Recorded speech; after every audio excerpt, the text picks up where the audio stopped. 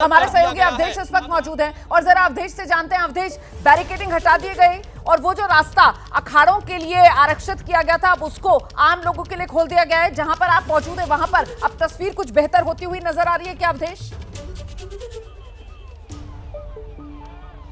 बिल्कुल बिल्कुल रवाना जी, अब तस्वीर बहुत राहत भरी है। जो अखाड़ों का रास्ता था पूरी तरीके से भीड़ को यहाँ पर छोड़ दिया गया है, भीड़ के लिए रास्ता खोल दिया गया है और ये जो फैसला है ये प्रशासन का बेहतर साबित हो रहा है। जितनी भी यहाँ पर मुश्किलें थे उन मुश्किलों का हल होता हुआ दिख रहा है। आप देखिए कितनी बड़ी संख्या में लोग स्नान के लिए जा रहे हैं और जिस तरीके से पूरा क्राउड एक जगह फंस कर रह गया था अब वो समस्या हल हो गई है। हम जरा क्राउड का मूवमेंट आपको दिखाते हैं। जो समुद्र मंथन द्वार से क्राउड आता है तो पहले जो तस्वीरें हम दिखा रहे थे उसमें भीड़ बिल्कुल एकदम ठप पड़ी हुई थी, लेकिन आप देखिए जो अखाड़ों के लिए निर्धारित मार्ग है उसमें जैसे ही हुआ कि बैरिकेडिंग हटाई गई अब भीड़ तेजी के साथ आगे बढ़ रही है संगम तट पर स्नान के लिए और वो स्नान करके वापस भी लौट रहे हैं।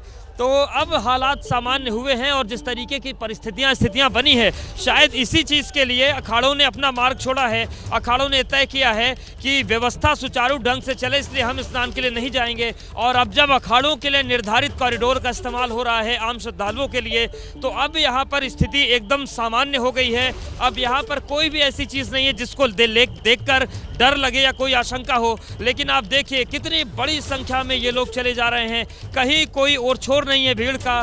तो जो अनुमान लगाया गया था कि बड़ी संख्या में श्रद्धालु आएंगे उस अनुमान पर एकदम ये जो श्रद्धालुओं की संख्या है वो खरी उतर रही है। और कुछ तस्वीर और दिखाते हैं।